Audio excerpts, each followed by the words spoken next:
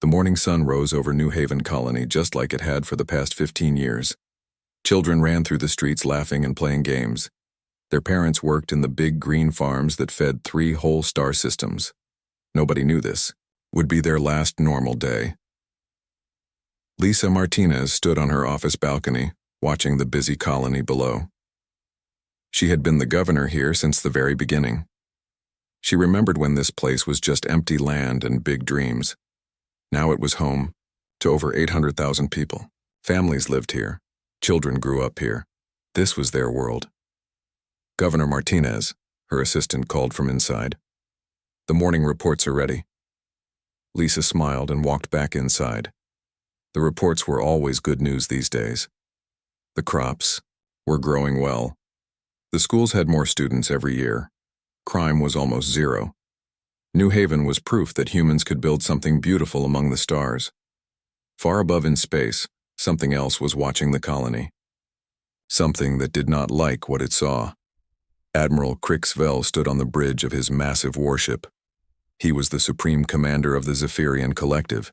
His kind had ruled this part of space for thousands of years. Now these humans were spreading everywhere like some kind of disease. "Sir," one of his officers said, "the human colony is directly below us. They still do not know we are here." Krixvel looked at the peaceful world spinning below. He could see their cities, their farms, their happy little lives. It made him angry. These humans thought they could just take whatever they wanted. They thought they were safe out here. "Today we teach them otherwise," Krixvel said. "Today we show the galaxy what happens to those who forget their place." The Zephyrian fleet had been hiding in the dark space beyond the system for 3 days. 40 massive warships, all invisible to human sensors. They had studied the colony's defenses. A few small patrol ships, some basic shields around the main city. Nothing that could stop what was coming. Down on New Haven, Captain Jake Morrison was having his morning coffee in the defense station. He commanded the colony's small protection force, 12 ships total. They were enough to handle pirates or small threats, but Morrison hoped they would never face anything bigger. His communications officer, Lieutenant Amy Foster, was checking the daily reports from the outer system. Amy was young and smart. She had grown up on Earth but loved it out here among the stars. The frontier felt like freedom to her. "Captain," Amy said, "I'm getting some strange readings from the edge of the system. Might just be space junk, but..." Before she could finish, every alarm in the station started screaming. Red lights flashed everywhere. The main screen showed something that made Morrison's blood turn cold. 40 alien warships had just appeared out of nowhere. They were huge, dark, and moving fast toward New Haven. "Battle stations!" Morrison shouted. "Get me a line to Governor Martinez now."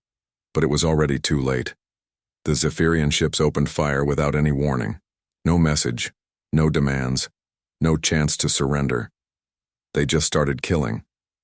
The first wave of attacks hit the orbital stations around New Haven. Bright flashes lit up the sky as the stations exploded. Thousands of people died in seconds. Pieces of metal and fire rained down on the planet below. Governor Martinez was in an emergency meeting when the attacks began. The whole building shook as explosions lit up the sky outside. Through her window, she could see their defense ships trying to fight back, but it was like watching children fight against giants. "Ma'am," her assistant shouted, "Captain Morrison is on the line." Lisa grabbed the communicator. "Jake, what's happening up there?" Morrison's voice was full of static and fear. "Governor, we're under attack by unknown alien forces. We count 40 hostile ships. Our defenses are..." "They're gone, ma'am. We've lost everything in orbit." Another explosion shook the building. Lisa looked outside and saw one of Morrison's ships breaking apart in the atmosphere. "Jake, you need to get out of there," she said. "Negative, Governor. I'm going to buy you as much time as I can. You need to evacuate the colony. Get as many people out as possible." But even as Morrison spoke, they both knew the truth. There was nowhere to run. The alien ships surrounded the whole system. Every escape route was blocked. The attack on the planet's surface began an hour later. The Zephyrian ships rained fire from the sky. They did not aim for military targets. They aimed for schools, hospitals, homes, places where families lived. The aliens wanted to make sure no human survived to tell what happened here. But they also wanted something else. They wanted to make the humans suffer. In homes across New Haven, families hugged each other as death fell from the sky. Parents held their children and told them everything would be okay, even as their world burned around them. Amy Foster watched it all from her survey ship at the edge of the system. She had been checking on mining platforms when the attack began. Now she was the only human left alive to see her home destroyed. Her ship's sensors recorded everything: the systematic destruction of every human settlement, the hunting down of escape pods, the way the aliens took their time, making sure every person was dead before moving to the next target. Amy cried as she watched her world die. But she also made a promise. Someone had to tell Earth what happened here. Someone had to make sure the galaxy knew about this crime. The attack lasted 6 hours. When it was over, New Haven was gone. Every city was rubble. Every farm was ash. Every human who had called this place home was dead. Admiral Crixvell looked at the dead world below and felt satisfied. The humans had been taught their lesson. Now the rest of the galaxy would know what happened to those who challenged the Zephyrian collective. But Crixvell made one mistake. He let Amy Foster escape. She jumped her ship into hyperspace and headed for Earth, carrying the news of what had happened. The aliens thought they had sent a message about their power. They had no idea what message they had really sent. They had just told humanity that some species in the galaxy were too dangerous to be allowed to exist. The war was about to begin. 3 weeks after New Haven died, Amy Foster's ship arrived at Earth. She had traveled without stopping, afraid that if she slowed down, the aliens might catch her. Her ship was damaged and she was exhausted, but she carried the most important message in human history. President Richard Kane was in his morning meeting when the call came. His aide rushed in with a pale face and shaking hands. "Mr. President, we have an emergency. New Haven colony. It's gone, sir. Completely destroyed." Kane felt his stomach drop. New Haven had been one of humanity's proudest achievements. Hundreds of thousands of people lived there, families, children. Gone? What do you mean gone? A survivor just arrived, sir. Lieutenant Amy Foster. She has recordings of the entire attack. An hour later, Kane sat in the emergency meeting room with the most powerful people in human space. Admiral Helen Brooks commanded Earth's fleet. General Patricia Wells led the special forces. Dr. Nathan Price ran the government's secret research projects. They were all watching Amy Foster's recordings in shocked silence. The screen showed New Haven from space. A beautiful blue and green world with white clouds and busy space stations. Then came the alien ships, 40 massive warships that appeared out of nowhere and began destroying everything they could see. They gave no warning, Amy said, her voice barely above a whisper. No demands.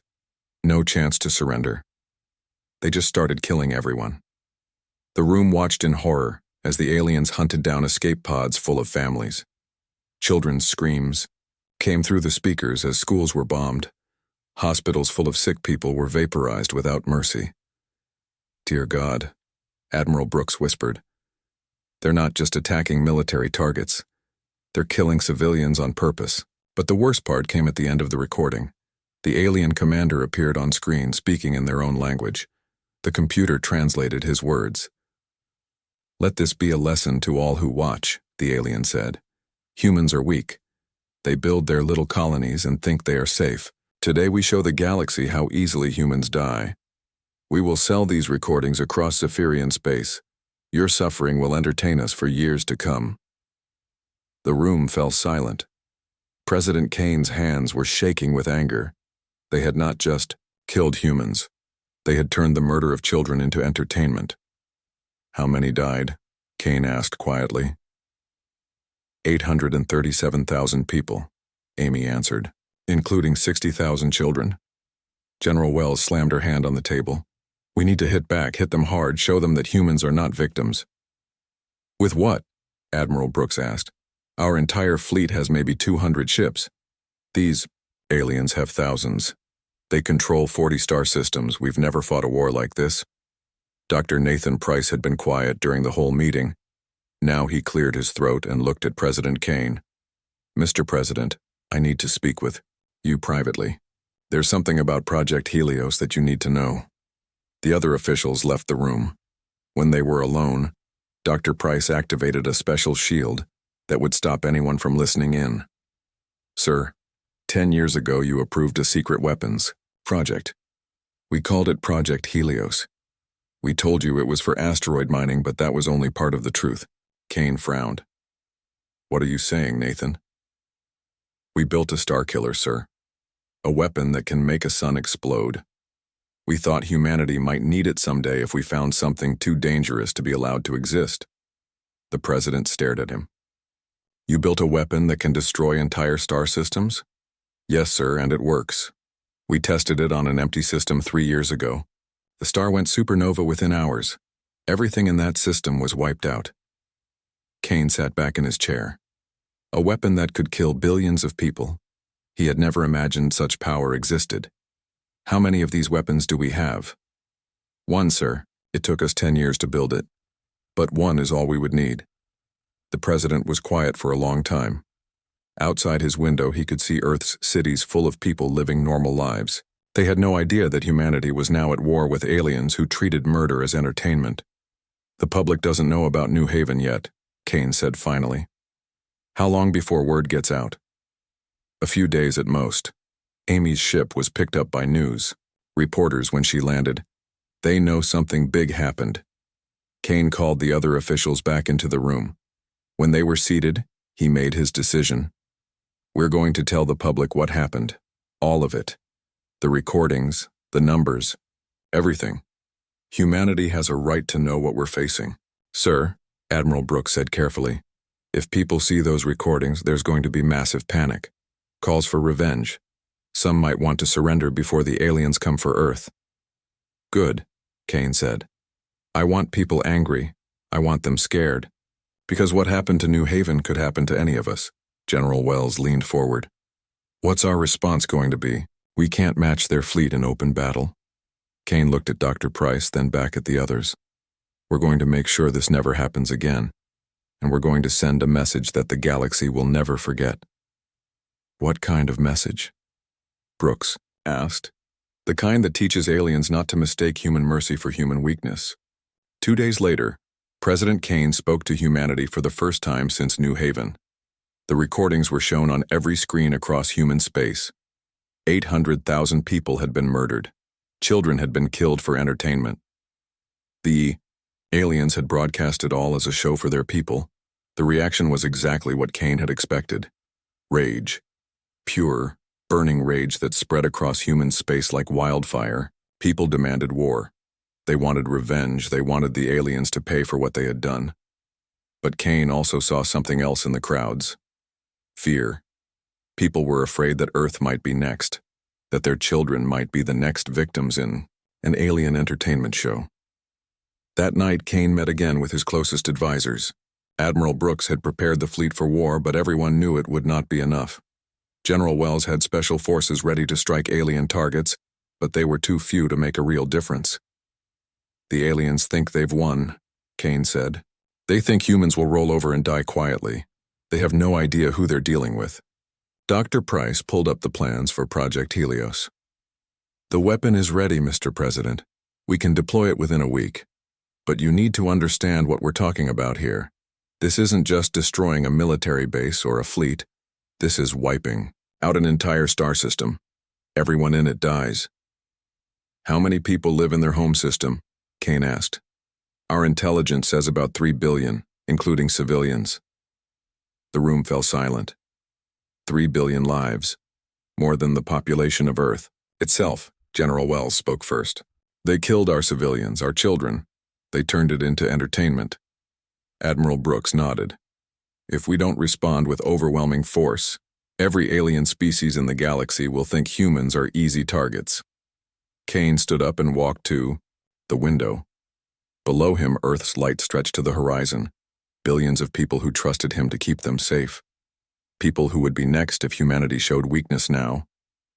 They wanted to send a message, Kane said finally. Fine. We'll send one back, but ours will be the last message anyone ever forgets. The war had begun, and humanity was about to show the galaxy what happened when you made the mistake of thinking peaceful people were weak people. Admiral Crixvell watched the human news broadcast from his command ship with great amusement. The humans were crying and shouting about New Haven. Their leaders made angry speeches, but their words meant nothing. What could these weak creatures do against the mighty Zephyrian collective? Sir, his intelligence officer reported, human ships are moving throughout their space. They appear to be mobilizing their fleet. Crixvell laughed. Let them gather their little ships. We destroyed New Haven with 40 vessels. We have over 2,000 ships in our fleet. When they come to fight us, we will crush them easily. But the humans were not preparing for the kind of fight Crixvell expected.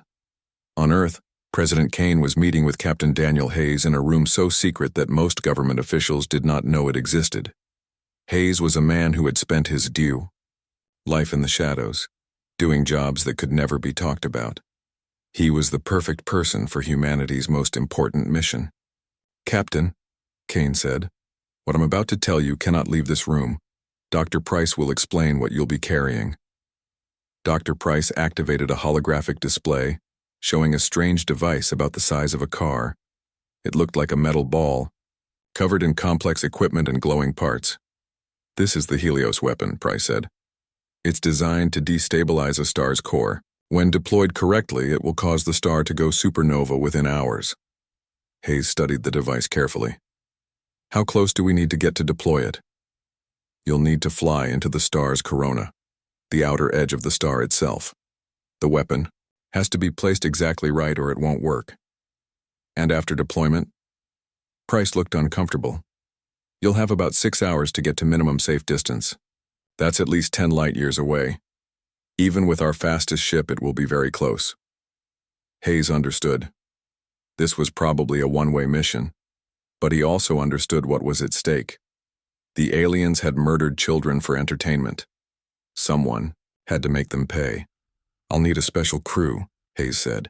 People who understand what we're doing and why it matters. Kane nodded. You'll get volunteers only. No one will be ordered to do this. Within a week, Hayes had his crew. Commander Lisa Chen would handle navigation through the dangerous space, around a star. Dr. Kevin Walsh would manage the weapon deployment. Lieutenant Ryan Clark would run communications and sensors. All of them had lost friends or family at New Haven. All of them volunteered knowing they might not come home. Their ship was the TFS Retribution, the most advanced stealth vessel humanity had ever built. It could fly through enemy space without being detected. It could survive in the intense radiation around a star. It was built for one purpose: delivering the Helios weapon to the Zephyrian home system. While Hayes and his crew prepared for their secret mission, the rest of humanity seemed to be getting ready for a normal war. Admiral Brooks moved the main fleet to defensive positions around Earth and the other core worlds. General Wells positioned her special forces for strikes against alien outposts, but there was another plan running in secret. Commander Lisa Martinez, the former governor who had escaped New Haven, was now working with Earth's intelligence services. She was quietly evacuating human civilians from the frontier regions. We're calling it routine security measures, Martinez explained to her team. Moving families back from dangerous border areas. The aliens will think we're just being scared. They won't realize we're clearing the way for what's coming. Thousands of human families were moved to safer worlds. The official reason was fear of more alien attacks. The real reason was that Earth wanted no human civilians anywhere near alien space when the Helios weapon was used. The Zephyrian collective watched all this activity and felt even more confident. The humans were running away. They were pulling back their people and ships. They were acting exactly like beaten enemies should act. Admiral Crixvell decided it was time for another lesson. His forces attacked 2 more human outposts on the frontier. These were small bases with only a few hundred people, but Crixvell made sure to kill everyone slowly. He broadcast the murders across Zephyrian space, just like he had done with New Haven. "Look how easily humans die," he announced to his people. "Look how they beg for mercy. This is what happens to species that dare to challenge us." The broadcasts reached Earth and caused exactly the reaction Crixville wanted. More protests, more angry speeches, more humans crying about their dead. But no real response. No fleet moving to attack Zephyrian space. Just weakness and fear. What Crixville did not see were the small changes happening across human space. Every military shipyard was working at maximum speed but not building attack ships. They were building evacuation vessels and defense platforms. Earth was not preparing to invade alien space. Earth was preparing for something much bigger. Dr. Nathan Price worked day and night making final adjustments to the Helios weapon. The device had to work perfectly on the first try. There would be no second chance.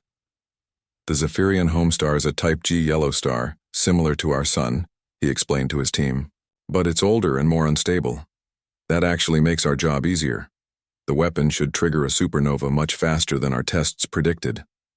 "How fast?" asked Dr. Walsh, who would be deploying the weapon. 4 hours.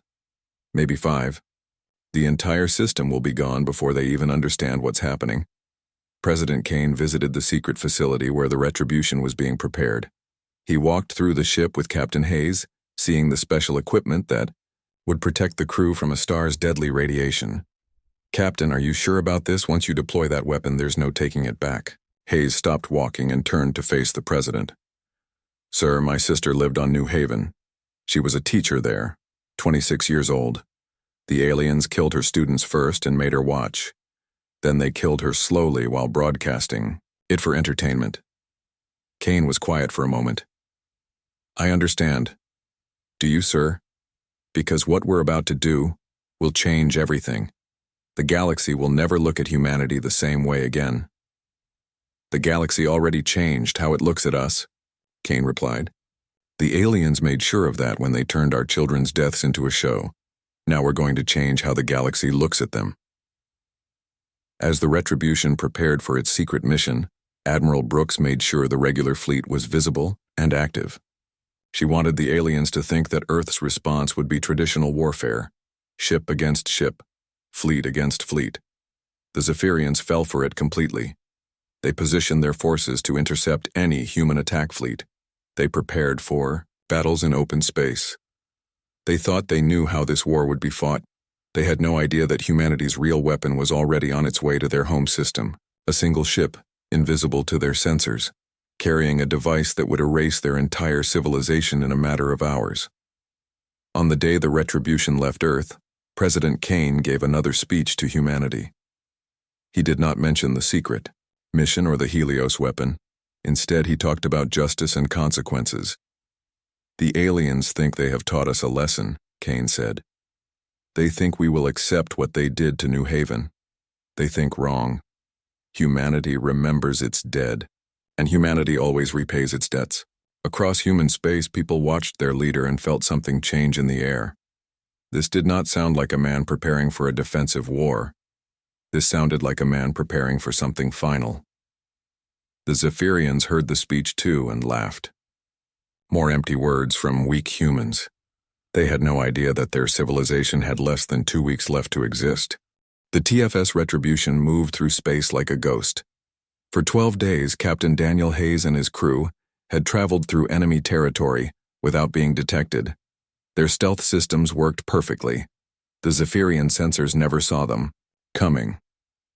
Now they sat at the edge of the Zephyr Prime system, looking at the heart of the Collective's empire. 5 inhabited worlds orbited a bright yellow star. Hundreds of space stations filled the space between planets.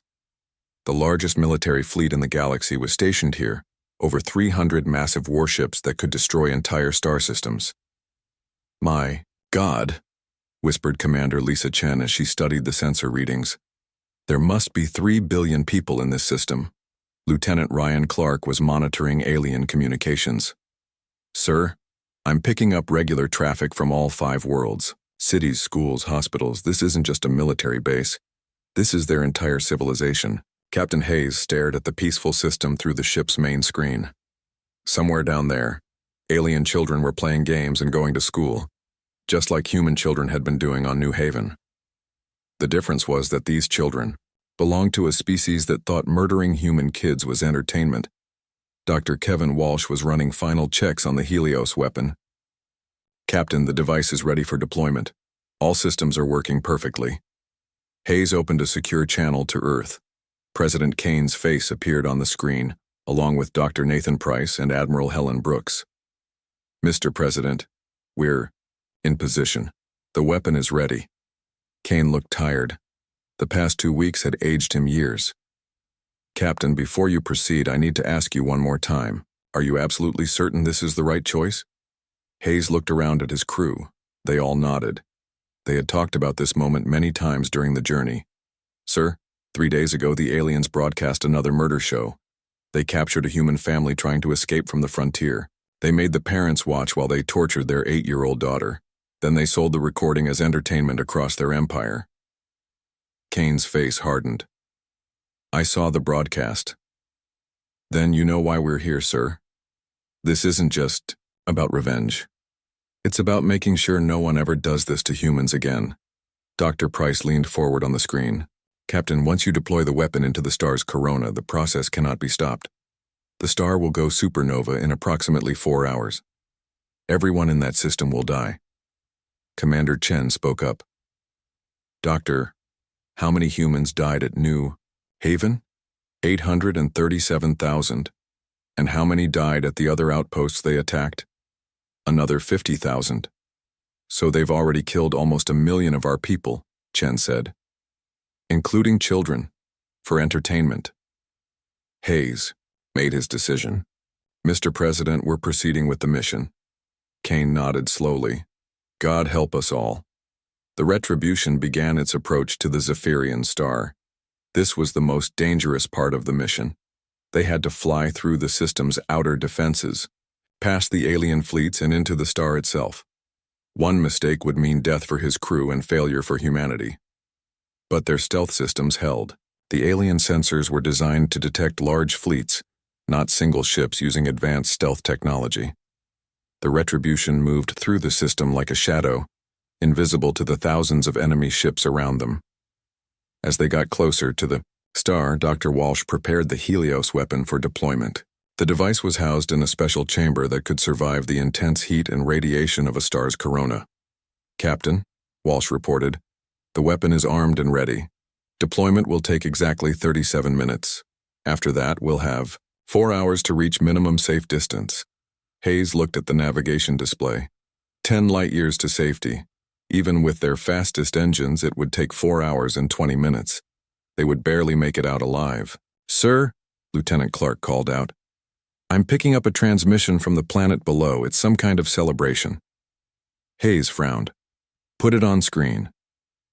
The main display showed a massive parade in one of the Zephyrian cities.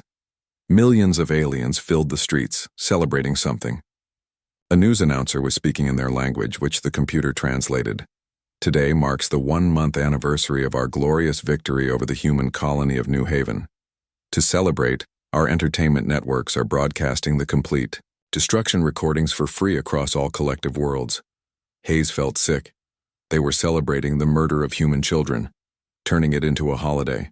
"Sir," Clark continued, "they're broadcasting the New Haven recordings right now. The torture, the killing. They're showing it to children as a victory celebration." The crew of the Retribution watched in horror as clips from the New Haven massacre appeared on alien news programs. The aliens were cheering as they watched human families die. Parents showed the recordings to their children, teaching them that humans were weak and deserved to suffer. Commander Chen wiped tears from her eyes. "They're not just killers, they're monsters." Hayes opened the ship's internal communications. "All hands, this is the captain. You've all seen what we're seeing. This is what we're fighting. This is why we're here. Dr. Walsh, deploy the weapon." The Helios device was launched from the Retribution's special chamber. It flew through space toward the star, protected by powerful shields that would let it survive the journey into the corona. "Weapon away," Walsh reported. "Impact with the star's surface in 15 minutes. Hayes watched the device disappear into the bright light of the Zephyrian star. In 15 minutes, the weapon would burrow into the corona and begin its work. In 4 hours, this entire system would be gone. All hands, prepare for emergency. Jump to hyperspace. We're going to push the engines beyond safety limits. The Retribution turned away from the star and began building up power for the fastest hyperspace jump in human history. They would need every second if they wanted to survive what was coming. On the planets below, the celebrations continued. The aliens had no idea that death was already diving into their sun. They were too busy cheering for the murder of human children. Weapon has penetrated the corona, Walsh reported. Deployment successful. The star will begin destabilizing in approximately 3 hours. Hayes opened a channel to Earth one last time. Mr. President, the weapon has been deployed. There's no going back now. Kane's voice was quiet. Understood, Captain. Come home. The Retribution jumped to hyperspace just as the Helios weapon began its work deep inside the Zephyrian star. Nuclear fires that had burned peacefully for billions of years were about to become an instrument of human justice. On Earth, President Kane stood before the cameras for the last time before the point of no return. He did not tell the galaxy about the Helios weapon. That would be a surprise. Instead, he sent a different message. People of the galaxy, Kane said, you have watched the Zephyrian collective murder our people for entertainment. You have seen them turn the deaths of children into celebrations. Today, humanity responds. Across the galaxy, alien leaders watched the broadcast with confusion. The human president looked calm and confident, not like a leader whose people were being massacred. The collective wanted to teach the galaxy a lesson about consequences, Kane continued. Today, they learned that lesson themselves. Humanity does not forget its dead, and humanity always collects its debts. In the Zephyr Prime system, Admiral Crixvell watched the human broadcast and laughed. Empty words from a defeated species. What can they possibly do to us? He had no idea that in less than 4 hours he and everyone he had ever known would be dead. The galaxy was about to learn that the most dangerous species was not the one that looked the strongest, but the one that looked the most peaceful until you gave them a reason to show their true nature. Admiral Crixvell was in his command center reviewing plans for the next human colony to destroy when the first alarms began sounding. His science officers were shouting about strange readings from their sun, but he paid them no attention. Stars did not change. They had been studying space for thousands of years longer than these primitive humans. Then the star began to flicker. Sir, his chief scientist called out in panic. The star's core is destabilizing. The nuclear reactions are going out of control. Crixvell turned to look at the main screen. Their sun, which had burned steadily for billions of years, was pulsing with angry red light. Solar flares larger than planets were shooting out into space. How is this possible? Crixvell demanded. Stars don't just suddenly become unstable, but even as he spoke, the truth was becoming clear to every scientist in the system. This was not a natural event. Someone had done something to their star. Someone had turned their own sun into a weapon. Sir, we're detecting massive gravitational waves from the star's core. It's going to go supernova within the hour. Crixvell felt cold fear creep into his heart. A supernova would destroy everything in the system. Every planet, every moon, every ship. 3 billion Zephyrians would die, including his own family on the second planet. How long do we have? He asked. 47 minutes, sir, maybe less. 47 minutes to evacuate 3 billion people. It was impossible. Even if they had 1,000 years, they could not move that many people to safety. Send word to all ships, Crixvell ordered. Emergency evacuation. Save whoever you can. But it was hopeless and everyone knew it. The collective's ships were designed for war, not rescue.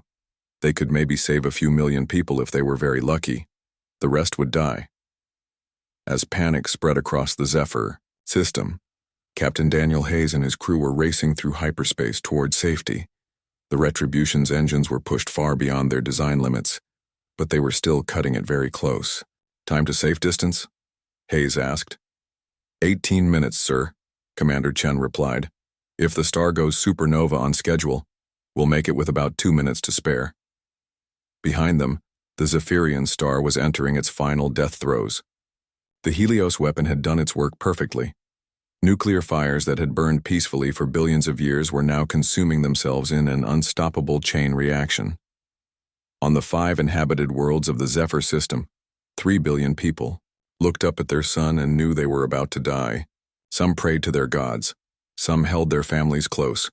Some, the ones who had cheered for the murder of human children, finally understood what their victims had felt in their last moments. The star exploded with the force of 1 billion nuclear weapons going off every second. The flash of light was visible from 50 light-years away. The shockwave that followed erased everything in the system within minutes. 5 planets with ancient cities and billions of years of history became cosmic dust. The largest military fleet in the galaxy was vaporized instantly. Admiral Crixvel and his commanders had exactly enough time to realize what was happening before the expanding wall of stellar fire reached their ships. In 18 seconds, the entire Zephyrian collective government ceased to exist. The explosion was detected by sensors across the galaxy within hours. Every spacefaring species saw the massive energy signature and knew that an entire star system had been destroyed, but none of them understood how it was possible until President Kane's second broadcast reached them. Kane appeared on screens across the galaxy looking calm and satisfied. Behind him stood the flags of every human colony, including New Haven. People of the galaxy, Kane began. 1 hour ago, the Zephyr Prime system was completely destroyed by human forces. 3 billion Zephyrians are dead, including their entire government and military command. Shockwaves of disbelief spread across alien worlds. Humans had destroyed an entire star system? The species that grew flowers and wrote poetry had committed genocide on an astronomical scale. The collective wanted to teach the galaxy about consequences, Kane continued. They murdered nearly 1 million human civilians, including tens of thousands of children. They broadcast these murders as entertainment. They celebrated the torture of innocent families. Kane's voice grew cold and hard. Today they learned that consequences work both ways. Today they discovered what happens when you mistake human mercy for human weakness. The camera pulled back to show the entire human government standing behind their president, Admiral Brooks, General Wells, Dr. Price, and dozens of others. All of them looked like people who had just won a war in the most final way possible. To the surviving remnants of the Zephyrian collective, Kane said, "You have one chance for peace. Surrender unconditionally. Submit to human oversight of your complete disarmament. Face trial for genocide. Do this and you will be allowed to live." He paused, letting his words sink in across the galaxy. "Refuse, and we will demonstrate that the Zephyr weapon was not our most powerful device. We have the means to sterilize every collective world, and we will use them without hesitation." The broadcast ended with a simple message scrolling across the screen. "Remember New Haven. Remember that humans protect their own." Within days, the surviving collective forces began surrendering. Scattered across dozens of worlds, leaderless, and terrified they had no choice. Their greatest fleet was gone, their government was dead. Their home system was an expanding cloud of radioactive gas. Admiral Helen Brooks accepted their surrender aboard the flagship Humanity's Fury. The alien commanders who had once thought humans were weak now knelt before her in absolute submission. "Your species is hereby placed under human administration," Brooks told them. "Any act of aggression against human civilians will result in the complete sterilization of the world responsible. Are these terms understood?" The aliens agreed to everything. They had seen what happened to those who fought humanity. They wanted no part of that fate. The news of humanity's victory spread across the galaxy faster than light. Species that had barely known humans existed suddenly realized they were dealing with a race that could destroy stars. The quiet farmers and artists had revealed themselves as the most dangerous military force in known space. Amy Foster, now promoted to captain, stood on the observation deck of the new memorial station built where New Haven had once orbited its sun. The station bore the names of every person who had died in the collective's attacks, nearly 1 million names carved in black stone. "Did we do the right thing?" she asked Admiral Brooks, who had come to attend the memorial service. Brooks was quiet for a moment, looking out at the stars. Amy, do you know what the galaxy is calling us now? No, ma'am. The silent death. Species across known space have made it clear that human colonies are absolutely off limits, not because they respect us, but because they're terrified of us. Amy nodded. Good. Is it good? We killed 3 billion people to avenge less than 1 million. Ma'am, those 3 billion people cheered when our children were murdered. They turned the torture of human families into entertainment for their kids. They got exactly what they deserved. Brooks smiled grimly. The galaxy agrees with you. No. One mourns the collective. In fact, a dozen species have already applied to become human allies. They want our protection. And Earth's response? President Kane approved them all. Humanity's expansion is accelerating faster than ever before. Turns out being feared is almost as useful as being loved. The memorial service began with the reading of names. Nearly 1 million people who had died simply because they were human. Men, women, and children, whose only crime was believing they were safe among the stars. But their deaths had not been in vain. They had taught the galaxy the most important lesson in its history. Never mistake human kindness for human weakness. Captain Amy Foster, the last survivor of New Haven, spoke the final words of the service. We remember the dead, we honor their sacrifice, and we promise that no human will ever again die for alien entertainment. Above them, the stars shone peacefully in the darkness, but every alien species looking at those same stars now knew the truth. Humanity had claimed its place in the galaxy not through diplomacy or trade, but through the absolute demonstration of power. The galaxy had learned to leave humans alone, not out of respect or friendship, but out of the simple understanding that some species were too dangerous to provoke. Earth's expansion continued under the shadow of what historians would call the Zephyr lesson. Human colonies sprouted across the galaxy under the protection of a terrible reputation. The species that grew flowers and wrote poetry had revealed their true nature when pushed beyond all limits. They were the people you never, ever wanted to make angry. The war was over. Humanity had won, and the galaxy would never forget the price of making that victory necessary.